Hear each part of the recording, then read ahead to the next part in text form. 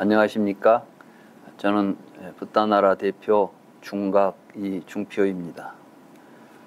이번에 제가 10월쯤에 미국 스탠퍼드 대학에서 저를 초청해서 불교 강의를 좀 해달라고 하는 그런 부탁을 받았습니다. 그래서 그곳에서 어떤 내용을 가지고 강의를 할까 하고 주제를 생각해 보다가 연기법에 대한 이야기를 좀 했으면 좋겠다.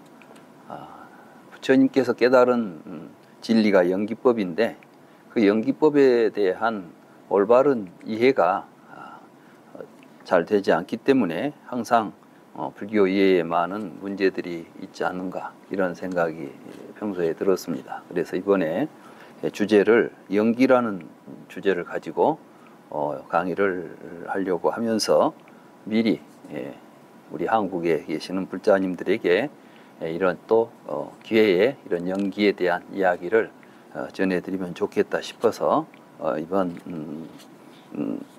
강의를 찍게 되었습니다. 그리고 오늘 이 강의를 하는데 또 제 강의를 들으면서 그에 대한 어떤 의심이라거나 의문이라거나 이런 것들이 있으면 제가 또 그걸 좀 질문을 받고 대답할 수 있도록 하기 위해서 박사님을 모셨습니다. 박사님 소개하시죠. 네, 안녕하세요. 북칼럼니스트 박사입니다.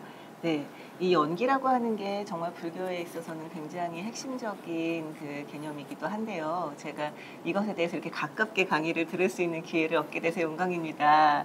네, 제가 여러분들을 대신해서 정말 궁금한 점이 있으면 아주 허심탄회하게 여쭤보도록 하겠습니다. 우리 박사님은 이름이 성이 박씨고 이름이 사이십니다. 그래서 박사님이십니다.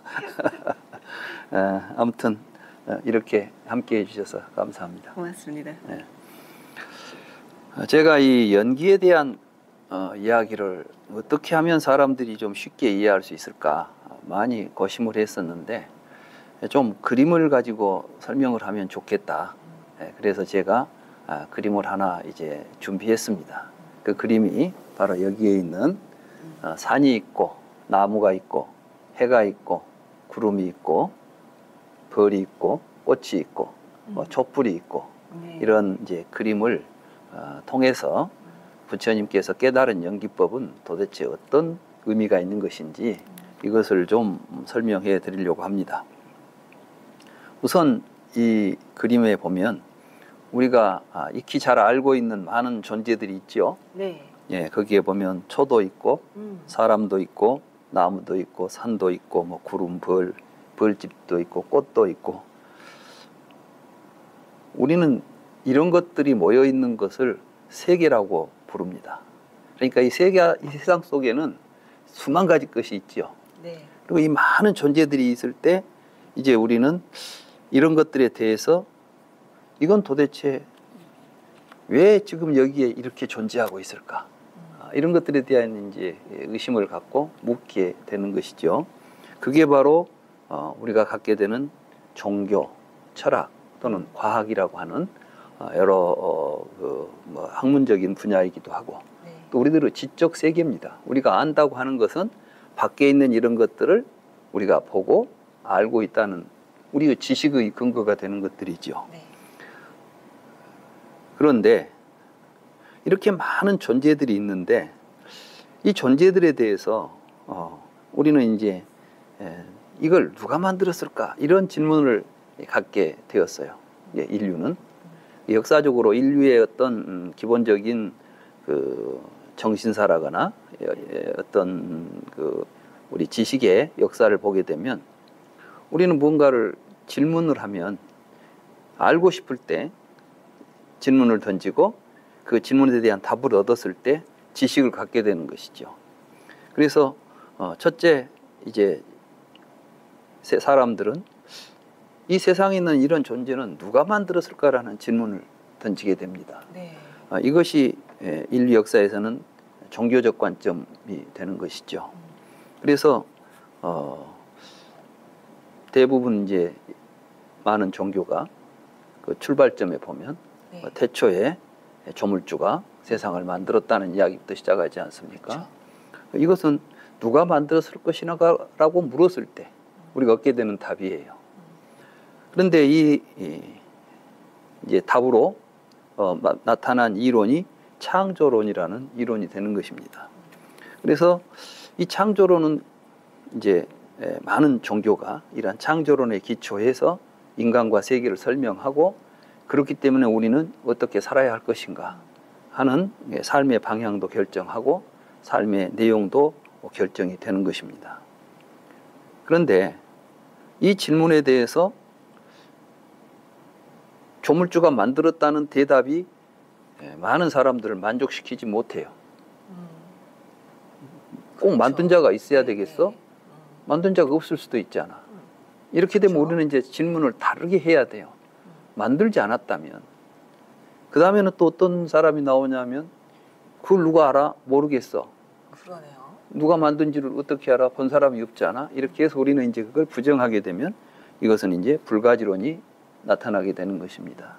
그래서 이 세상에 우리가 어떤 주장을 하게 되면 네. 거기에 대해서 반론이 나와요. 모든 주장에는 반대 의견이 있고 또 하나는 주장하는 사람과 반대하는 사람 사이에 또 하나가 알 수 없다는 이론이 나와요. 알 수 없다는 것은 긍정하는 사람도 네. 믿을 수 없고 부정하는 사람도 믿을 수 없다. 둘 다 나는 믿을 수 없다. 이렇게 되면 이제 불가지론이 되는 것이죠. 그래서 우리 이제 인류의 역사 속에서 보면 항상 긍정하는 사람, 부정하는 사람, 아니면 둘 다 부정하는 사람 이런 입장들을 우리는 역사 속에서 보게 됩니다. 그런데 아까 만든 자가 없다고 하는 사람은 네. 다른 생각을 가지고 있기 때문에 이런 주장을 하는 것이죠. 꼭 이 세상을 누가 만들어야만 있겠어? 이 세상에는 본래부터 세상이 이렇게 있다고 말할 수는 없는 거야? 그렇죠. 누가 꼭 만들어서 있는 게 아니라 어제도 있었고 오늘도 있었고 내일도 있듯이 그 앞에도 계속 있었고 있어왔고 앞으로도 있을 것이다. 세상에 있는 것은 모두가 다 그 자체로서 상주불변하는 것이다. 그런데 그 주장에 대해서 우리는 또 하나 이제 의심을 갖게 되죠. 근데 있는 것이 그냥 있질 않아요. 있다가 없어지고 새로 생기고 네. 생성 변화하는 우리가 경험하는 내용들은 뭔가가 새로 생기고 없어지는 과정 속에 있다는 것이죠. 그렇게 되면은 변화하고 있지만 변하지 않는 그 무엇인가가 있어가지고 변화하는 것이 아닐까. 그래서 우리는 이제 이때 이 존재는 무엇으로 되어 있을까? 이런 질문을 던지게 됩니다. 그래서 이 무엇으로 되어 있을까라는 질문을 던지게 되면 그때는 이제 근본 실체를 찾는 것이죠. 우리 눈앞에 보이는 것은 모든 근본적인 것이 현상적으로 드러난 모습이라면 그 현상의 이면에 본질이 있을 것이다. 그 본질이 무엇인가를 찾으려고 하는 탐구. 이게 역사적으로 본다면 철학의 역사인 것입니다. 그래서 종교의 역사는 누가 만들었냐는 질문에 대해서 창조주가 만들었다고 대답함으로 해서 종결이 되어버립니다. 창조주가 만들었다고 믿어버리면 더 이상 의심할 것이 없잖아요. 그렇죠. 그래서 이제 모든 종교가 태초에 하나님이 천지를 창조하시니라. 그럼 여기 보면은 아무것도 없던 시점이 있어요. 거기서 무엇인가가 존재하기 시작하는 시점. 이게 태초라는 개념이 나오는 것이죠. 네. 이러한 이제 태초라는 개념은 바로 제1원인. 이 세상이 존재하게 되는 첫 번째 존재했던 원인이 있을 것이다. 그래서 또 인과관계 속에서 본다면 제1원인을 찾으려고 하는 게 우리 인류가 지금까지 철학이나 종교를 하면서 어떤 진실, 진리, 이제 이런 걸 우리는 또 진리라고 불렀어요. 말하자면 태초에 하나님이 천지를 창조했다는 사실이 진리다, 진실이다. 아니다, 그건 거짓이다. 뭐가 진실이냐? 이 세상은 어떤 근본 실체로 되어 있다. 이런 이제 두 가지 서로 상반된 견해들이 나올 수 있는데 이 두 가지 견해는 아까와 마찬가지로 긍정하는 사람도 있고 부정하는 사람도 있고 양자를 부정하면서 네. 알 수 없다고 주장하는 사람도 있게 되고 그래서 우리 인류의 지성사는 끊임없이 서로 다른 의견들이 대립하면서 사상적으로 다양한 모습을 가져왔습니다. 네. 우리는 이제 그걸 발전이라고도 표현합니다. 사상이 발전했다. 근데 어떻게 보면은 답이 안 나오니까 계속 이런저런 다른 다양한 이론들만 나왔지, 그건 발전이라고 해야 할 것인가? 발전이라는 것은 뭔가 이제 좀 더 진실에 가까운 방향으로 가는데, 다양한 내용은 있지만 그 구조는 하나도 변화되지 않고 있는 것이죠. 이제 이런 관점에서 그런데 이제 종교적 관점이 뒤에 과학적 관점, 말하자면 무엇으로 되어 있는가라는 이런 실제론적 관점에 의해서 이제 쇠퇴하게 되죠. 그러니까 이제 신앙의 관점에서는 그걸 과학으로는 모든 것은 원자로 되어 있다 하는 이제 원자론까지 등장하게 되면서부터는 세상을 만든 자가 누구냐고 묻는 질문은 더 이상 효력이 없어졌어요. 그렇기 때문에 이제 종교와 과학이 갈등을 겪게 됩니다. 과학이 뭐가 진실이냐? 과학이 입증할 수 없다는 거야. 그래서 이제 과학이 입증하는 것이 진실임이 과학에 의해서 입증되지도 않았는데 어떻게 종교적 관점을 무시할 수 있을 것인가? 이렇기 때문에 이제 종교를 고집하는 사람들은 과학이 정확한 또는 적절한 답이 아니라는 것을 자꾸 강조하면서 종교가 완전하다. 누가 만들었다고 하면 다 끝나버릴 문제를 왜 과학은 자꾸 문제를 일으키냐는 거예요. 태초에 하나님은 천지를 창조했다. 그럼 더 이상 의심할 것이 없는데 무엇으로 만들어졌냐고 물으니까 여러 가지가 이제 뭐 원자론도 나왔지만 요즘 또 양자역학 나오잖아요. 이렇게 되면은 계속해서 해결이 안 된 상태로 과학적 관점들은 또 변화해 간다. 이런 굉장히 이제 우리 인류의 정신사를 보면 이런 다양한 문제들이 제기되고 있습니다. 그러면 부처님은 도대체 무엇을 깨달았을까? 대부분 사람들이 부처님의 깨달음에 대해서 좀 추상적이고 신비적으로 생각해요. 그래서 이제 부처님께서는 도를 통해 가지고 신통력을 얻어 가지고 온 우주의 실상을 한눈에 다 꿰뚫어 보고, 특히 이제 전생도 보고 내생도 보고 이런 식으로 우리가 부처님의 깨달음을 이제 이해하는 경우가 있습니다. 특히 부처님께서 깨달은 12연기법을 3세 양중인과설로 해석한 배경에는 바로 이렇게 부처님이 깨달은 연기의 세계를 과거, 현재, 미래에 걸쳐서 세상에 있는 모든 우리들의 삶 전체를 신통한 힘, 숙명통, 천안통, 이런 신통력을 가지고 깨달음을 성취하신 것처럼 이해되는 경우도 있지요. 그래서 저는 이제 이 그림을 통해서 기존의 관점과 불교의 관점을 어떤 차이가 있는지를 말씀드리려고 합니다. 여기에 보면은 사람은 사람으로 있고, 초는 초로 있고, 나무는 나무대로 있고, 산은 산대로 있고, 모두가 다 일정한 모습과 이름과 형태를 가지고 공간 속에 따로따로 존재하고 있죠. 네. 그림 잘 그리셨네요. 아, 그래요? 네.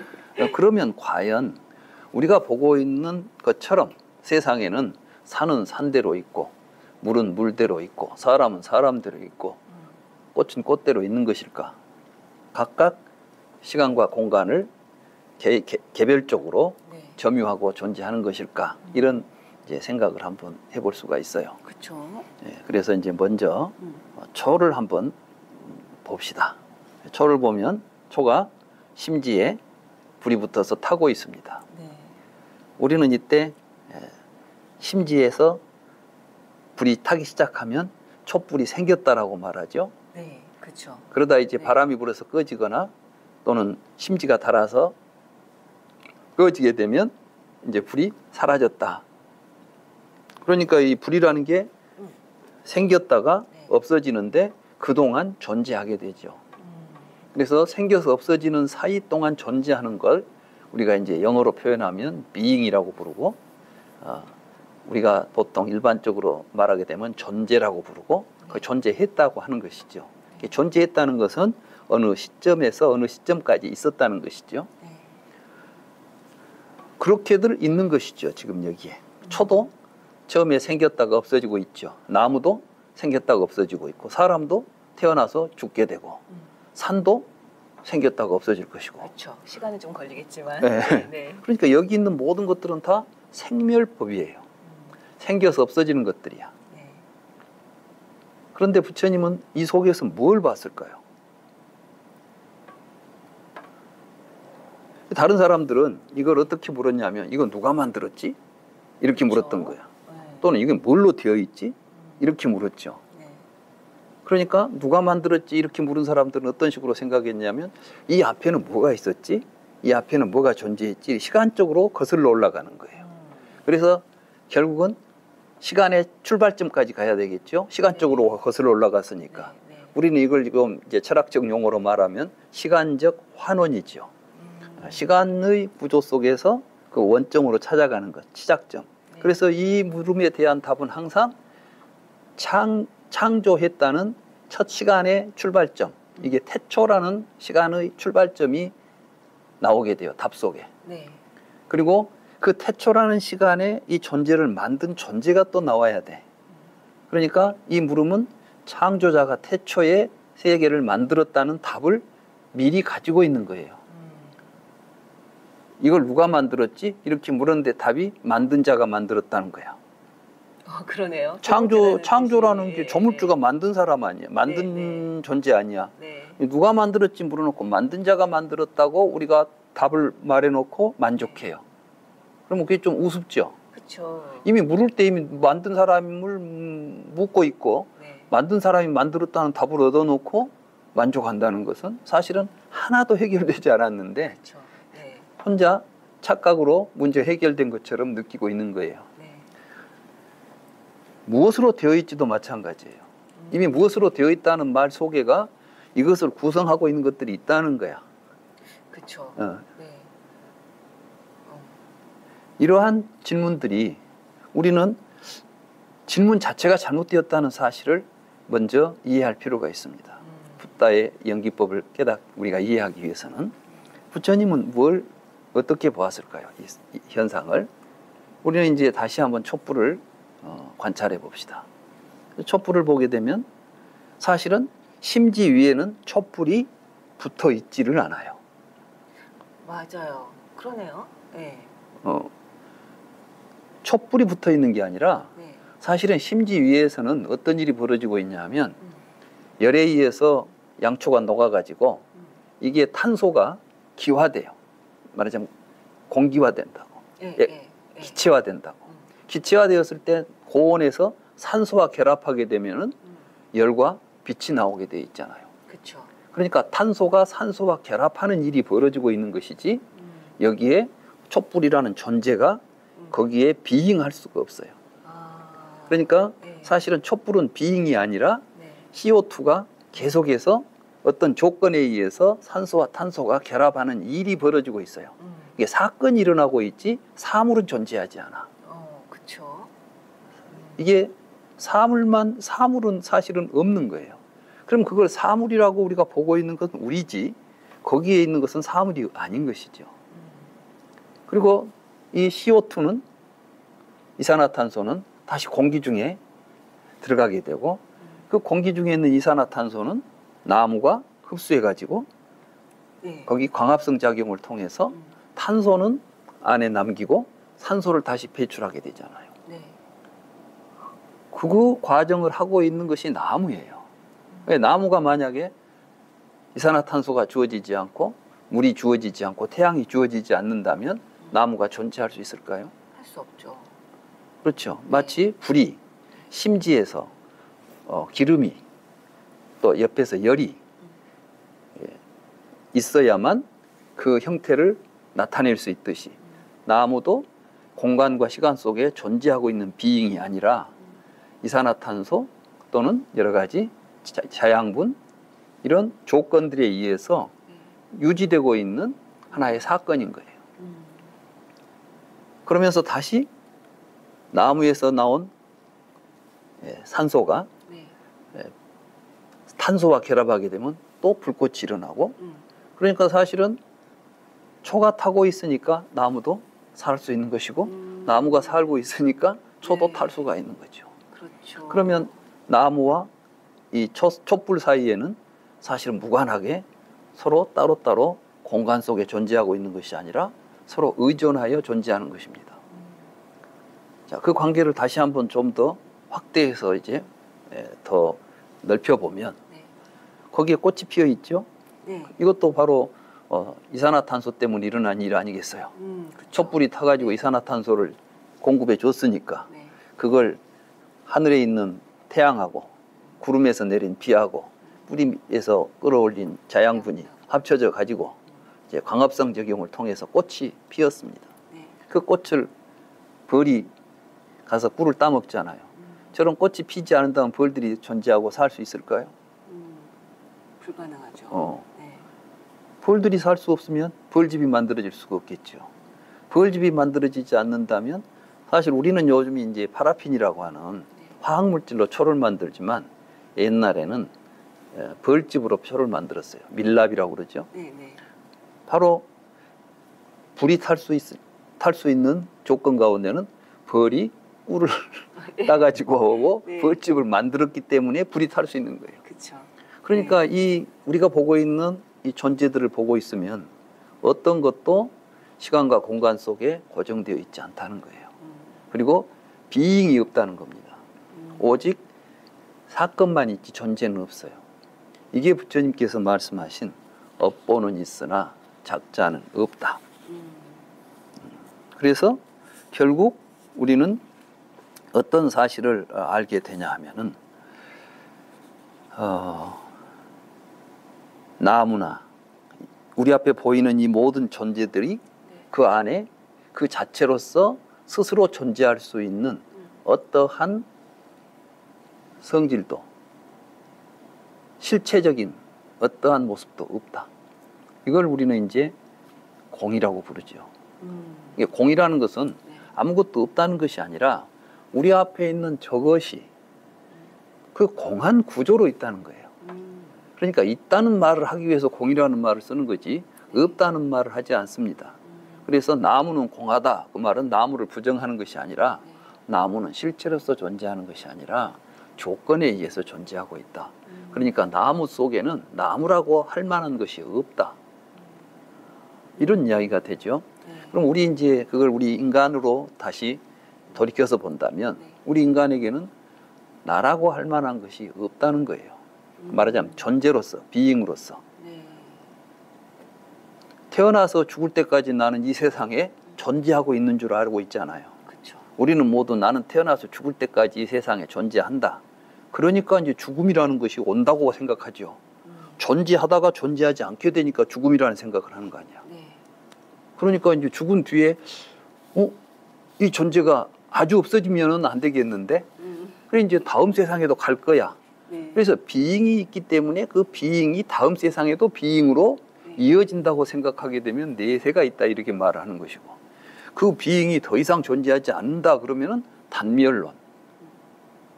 근데 지금 애시당초 비잉이 없다면 단멸이나 상주가 성립할 수 없죠.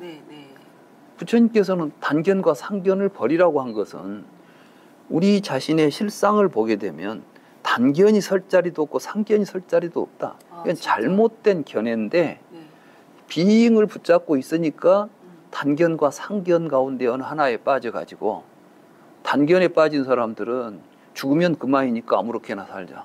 상견에 빠진 사람은 죽어서 지옥 가면 안 된다고 걱정하고 근심하고. 그러니까 두 생각을 가지면 다 이 현생이 괴로워요. 부처님은 그 생각이 잘못됐다. 연기를 깨달으신 거예요. 그래서 연기, 무와 공, 이 모든 것은 바로 우리가 보고 있는 이 현실 세계를 있는 그대로 본 이야기입니다. 그러니까 부처님께서는 어떤 신통력을 가지고 우리가 보고 있는 이 세계를 떠나서, 우리가 보고 있는 산이 있고 강이 있고 이런 세계는 윤회의 세계인데, 윤회의 세계를 떠나서 열반 해탈의 세계를 따로 가서 우리에게 그 세계가 있다고 말한 게 아니라 우리가 살고 있는 이 세계의 실상을 보게 되면 생사도 없고 나라고 할 만한 것도 없고, 사실은 우리는 모두가 다 한 몸으로 연기하면서 존재하고 있다. 그러니까 산이 있고 강이 있으니까 내가 있는 것이고 내가 있으니까 산하가 또 벌어지는 거예요. 더더군다나 중요한 것은 바로 이렇게 내 눈앞에 여러 가지 아름다운 색깔과 모습을 가지고 존재하는 세계는 그걸 보고 있는 사람에 의해서 또 그걸 인연으로 해서 나타난 세계예요. 아, 조금 어렵네요, 이 부분은. 좀 어렵죠? 네. 지금 여기에 보면 색깔이 참 곱죠? 네. 빨간색도 있고 노란색도 있고 초록색도 있고 여러 가지 색이 있죠? 네. 그럼 정말 밖에는 그런 색이 존재하고 있을까요? 이미 과학자들은 네. 밖에는 비스 파장만 있어요. 그 파장이 우리의 시각을 자극했을 때 네. 우리 인간들은 그 파장을 가지고 이런 색감을 느끼고 있어요. 근데 많은 동물들은 각기 다르게 느낀답니다. 그렇죠. 네. 그러니까 하죠. 네. 밖에 있는 우리가 보고 있는 모습은 밖에 있는 게 아니라 그걸 내가 보기 때문에 나타난 세계예요. 이게 부처님께서 말씀하신 12연기의 내용입니다. 12연기는 또 좀 내용이 이제 깨달은 내용이니까 좀 더 깊은 성찰을 필요로 하겠죠. 네. 그래서 일단 연기가 무엇인지, 연기라고 하는 관점, 이걸 부처님은 중도라고 불렀어요. 있다, 없다, 상견이다, 단견이다를 떠나서 그 모든 모순 대립하는 이러한 잘못된 편견들, 이 억측들을 네. 떠나서 세상을 보는 새로운 길, 이걸 중도다 이렇게 불렀고, 그 중도에서 보게 되면 세상은 연기하고 있다. 연기하고 있기 때문에 세상의 어떤 개별적 존재 속에는 그 자체로서 존재라고 할 만한 어떤 것도 없다. 나에게는 나라고 할 만한 것이 없다. 내가 나라고 믿고 있는 개별적 실체 속, 개별적 존재 속에는 나라고 할 만한 실체가 없다. 이게 무와 연기 공, 이런 이제 이야기가 불교의 핵심 개념이 되는 것입니다. 이런 이해를 통해서 12연기에 대한 이해를 해야 합니다. 이 시간에는 일단 연기에 대한 이야기를 했으니까 네. 이제 다음 시간에 네. 12연기에 대한 이야기를 나누도록 하죠. 네. 고맙습니다, 뭐, 스님. 질문은 없습니까? 아니요. 너무 잘 이해가 됐어요. 실제 우리가 그러니까 굉장히 많은 말씀하신 것처럼 이 존재하는 것들에 대해서 질문하고 그 질문에 대한 답을 통해서 이를테면 인류의 문명이 쌓였다라고 한다면 질문을 어떻게 하느냐가 사실은 굉장히 중요한 부분인데 그 잘못된 질문에 기초했기 때문에 이를테면 창조론이라든지 하는 여러 가지의 이제 사상들이 생겼다라는 말씀을 하신 거잖아요. 그리고 부처님은 그렇기 때문에 그 질문이라고 하는 것 자체를 다시 한번 생각해 봐야 한다 하셨고 거기서 바로 이제 그 연기의 깨달음까지 가셨다라고 저는 이해를 했습니다. 맞습니다. 네. 굉장히 그 좋은 이해를 하셨는데 기존의 인도 철학이 네. 우파니샤드나 네. 또는 자이나교 같은 새로운 슈라마나 사문드르 사상이 있는데 사실은 우파니샤드 철학은 태초에 브라만이 창조했다고는 창조론의 형태를 가지고 있어요. 네. 그런가 하면 그 당시 새로운 브라만 사상을 반대하고 나온 사문들은 이러한 요소론적인 걸 가지고 있는 거예요. 4대설이 그때 나오는 겁니다. 4대로 되어 있다거나 또는 뭐 정신과 영혼과 물질로 되어 있다거나 자이나교가 이제 영혼과 물질이라고 하는 두 가지 서로 대립된 네. 두 구조를 가지고 세계를 설명하려고 했죠. 네. 부처님은 그 이론 속에서 나타난 실천, 말하자면 수행을, 고행주의는 바로 요소론을 가지고 있는 사람들이 했던 실천 수행이고 명상, 우리는 지금 명상이라는 걸 하면 뭐가 특별한 게 나오는 줄 알아요. 근데 실제로 우파니샤드에서 출발한 게 명상이잖아요. 요가. 네. 그 요가를 통해서는 브라만이 있다는 것을 이제 사실은 자기 그 최면을 통해서 끊임없이 브라만, 일체는 브라만이다. 내가 곧 브라만이다. 이런 생각을 해가지고 거기에 빠져드는 것이었지 실체를 보는, 실상을 보는 관점이 아니었던 거예요. 그래서 부처님은 생각을 달리하자. 내가 지금까지 물음이 잘못되었구나. 그 새로운 전환을 통해서 이제 묻게 되잖아요. 네. 노사는 왜 있을까? 그건 시간적 환원이 아니에요. 나에게 지금 늙어 죽는다는 생각은 어디에 기초하고 있지? 촛불은 왜 타고 있지를 묻듯이 나는 왜 내가 늙어 죽는다고 생각하고 있지? 이렇게 물었던 거예요. 그래서 사실은 부처님이 연기법을 깨달아가는 그 물음의 내용도 네. 우리가 알고 있는 것하고는 틀려요. 우리는 그걸 잘못 이해하고 연기법을 이해하고 있는 것이죠. 다음 시간에는 그것 좀 한번 이야기해 봅시다. 네, 기대하겠습니다, 예, 스님. 예, 예. 첫 시간으로 이제 연기에 대해서 중도, 연기, 공, 무아 이런 것들은 세계를 보는 어떠한 관점인가 이런 이야기들을 좀 나눴습니다. 네. 뭐 충분히 좋은 이해가 되셨으면 좋겠습니다. 네, 좋은 시간이었습니다, 스님. 네. 예.